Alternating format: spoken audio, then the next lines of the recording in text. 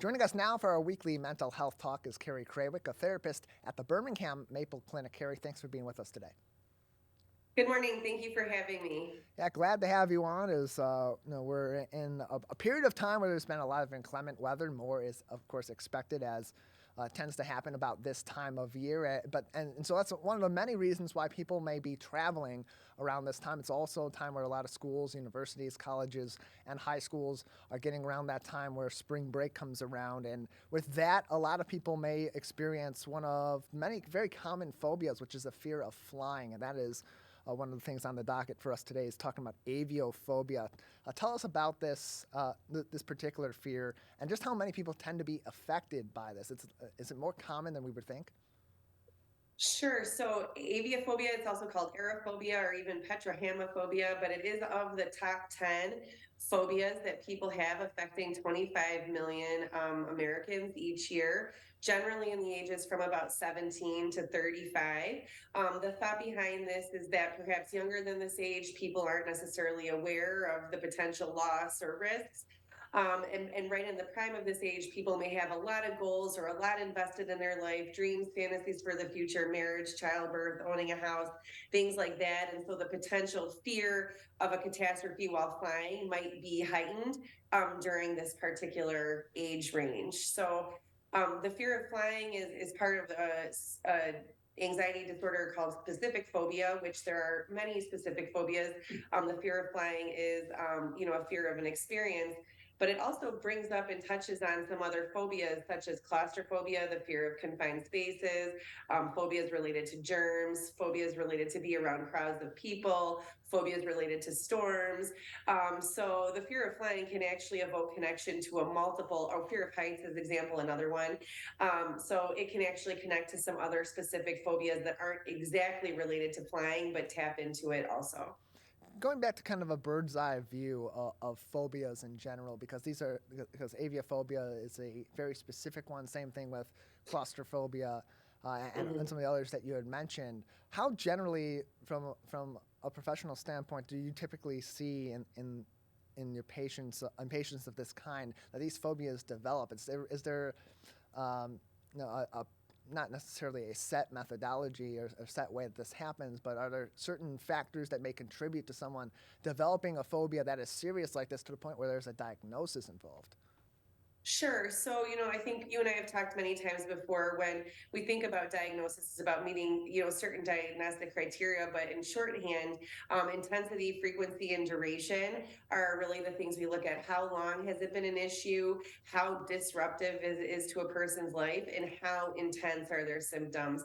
So, with the example of flying, for example, you all of us might experience a little anxiety upon takeoff or landing, or in the event of turbulence or something. We'll get some flutters, but we can move past them. But if it's extremely disruptive, causing high degrees of panic, disrupting your family, disrupting your work, if your work requires plane travel or something, then those would be times where you would need some more serious intervention.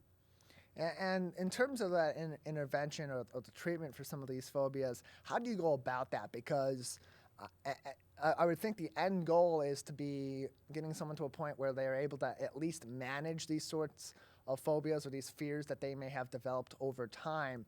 But these are things that they have developed legitimate feelings of fear about, and sometimes they're grave fears. So how do you typically go about treating something like aviophobia or other common phobias?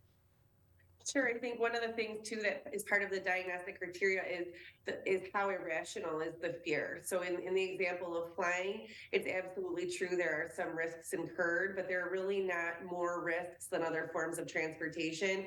Most of the things that people who are deeply afraid of that could happen would not happen. And so, right, like it's when the fear is irrational that it's problematic. So like you and I talked about last week, right? To expect a little bit of fear, to embrace it, to welcome it.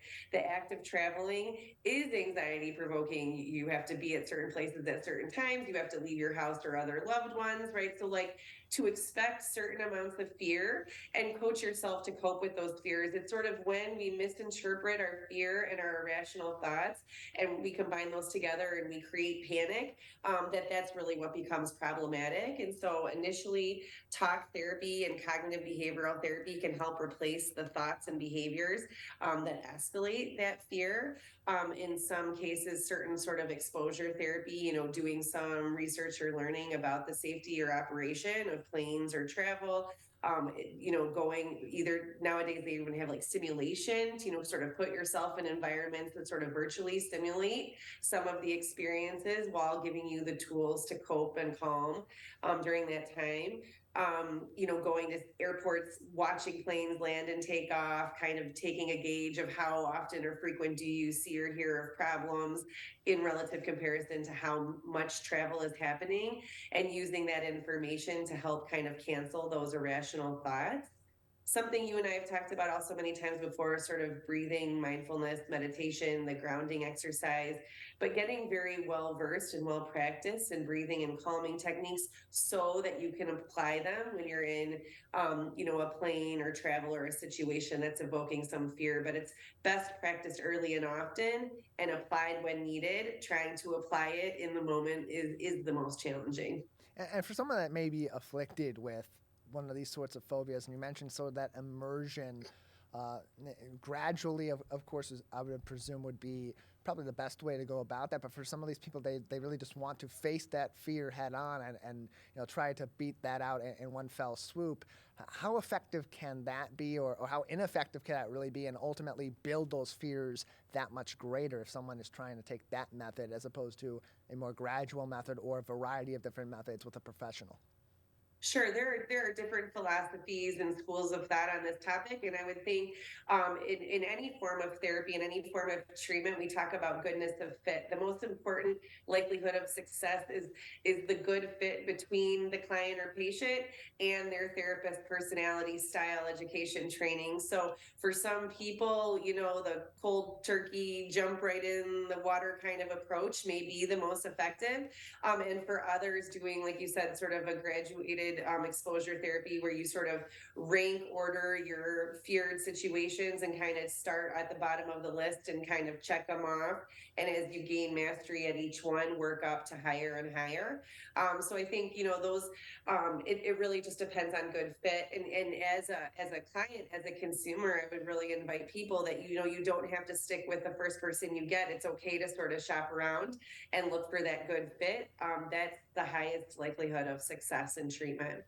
BirminghamMaple.com is their website. You can also call them 248 646 6659 for more information and for consultation. We're joined on today's program, as we always are, for a weekly mental health conversation with Carrie Krawiec, a therapist at the Birmingham Maple Clinic. And as we're talking about fear, and we're talking about particularly a fear of flying and fears associated with travel, kind of bring that back to what's kind of happening right now with impending storms coming in and with storms in recent times. And people are making plans, especially when these storms happen late in the week. This one we're expecting this week is happening at the time that we're recording this, is happening on a Friday night. That's a time where people are very social, or on a Saturday, and through a Saturday when people are out and about and running some errands. And that can also bring up some of their own personal fears. How should they be addressing those with people they may have plans with, that they're really getting uncomfortable about a storm, about the weather conditions, about potentially traveling by the roads tomorrow, especially as things are looking like they may be a little bit more on the dangerous side as time progresses?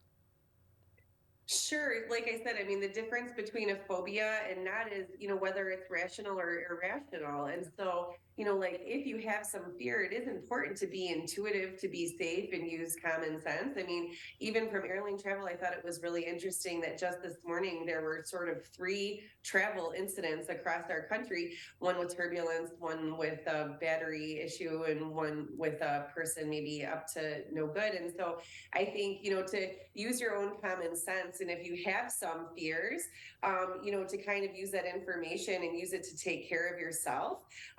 One thing I think you and I have talked also about many times is like COVID has really afforded us the opportunity to set boundaries with people and say what I do and don't feel comfortable with. Some people, like you said, with road travel do feel comfortable. They might have the kind of vehicle or the kind of experience that it feels very comfortable on the roads during snow or ice.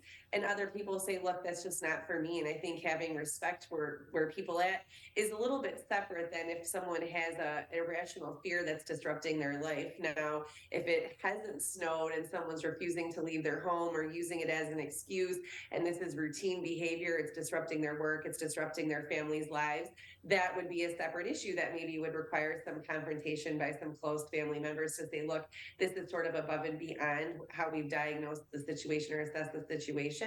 But I mean, if the environment is saying, hey, it's not entirely safe, and you're saying I don't feel entirely safe, I think you need to really listen to that information. That's called intuition. And for individuals, it can be tough to understand, especially if you're really immersed in these sorts of fears and these sorts of phobias, when that line is drawn between rational and irrational reasons to be in feeling these feelings of fear. So for individuals, what advice would you have to them in terms of being able to gauge rationality versus irrationality with their fears and understanding whether or not they may need some treatment to better cope with some of these feelings of fear that they are experiencing? Sure. I mean, one of the things would be the presence of obsessive or intrusive thoughts. Can you not think about anything else if you know you have some travel coming up, or can you not shift gears or be distracted by anything? Would be certainly one side that it's occupying sort of too much mental real estate and more than what the situation really is relative to your whole life. So, right, if it's occupying too much of your thoughts and too much of your time, certainly that would be one thing. I mean, also sort of like statistical relevance, right? Is that if thousands of people are traveling every day, millions of people are traveling every day, and most of them without incident, if you're hyper focused on the potential for a problem, it really does not fit in the bell curve of what's likely. That would also be a sign that's irrational.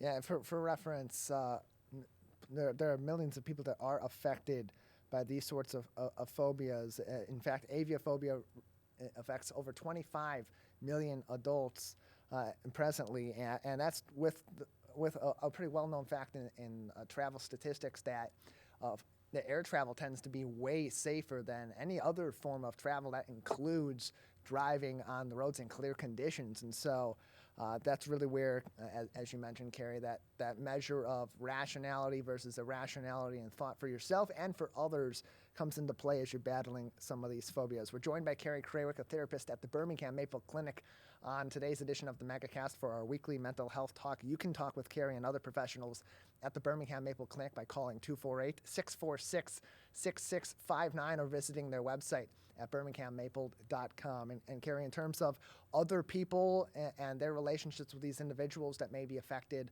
by certain phobias, what advice do you have for them in terms of helping these people along in battling their fears and doing that in a way that is step by step and may take some time, especially if they're going to be traveling this spring break season, which is ongoing or will be for next few weeks, and they may need to have a little bit more time, a little bit more effort to help these individuals along? Again, yeah, like, certainly not dismissing or minimizing the feelings. I mean, normalizing the fears that are present, giving tools to, like I said, kind of cope or calm if you need space. That, if you're in a busy hotel and you need to find a private family room or special place to, get some peace and quiet and adequately calm yourself. Just being aware of what the resources are available. Certainly talking to your family in a non-judgmental way that we've talked about before, in periods of stress, reaching out to someone and being comforted instead of being dismissed or humiliated or shamed, is also quite rewarding. But and that being said, though, not really like enabling the behavior. If you're disrupting the rest of your family's trip or travel, for these reasons, that's not necessarily helpful either. And helping to create a plan and letting your family member know you want them to be included and a part of your trips and family and really like a vibrant life is so important. Certainly modifying, like we say so often too, modifying your exposure to certain things. Like I said, if you need to sort of discontinue news, or if you're hearing about some aviation issues, change the channel, mute the TV, something like that. Limiting your exposure to the stuff, because it can be sort of dramatized and can drum up fears where they don't need to be. More information and to get in contact with Carrie and the other professionals at the Birmingham Maple Clinic can be found at birminghammaple.com. Carrie, thank you so much for joining us. Thank you.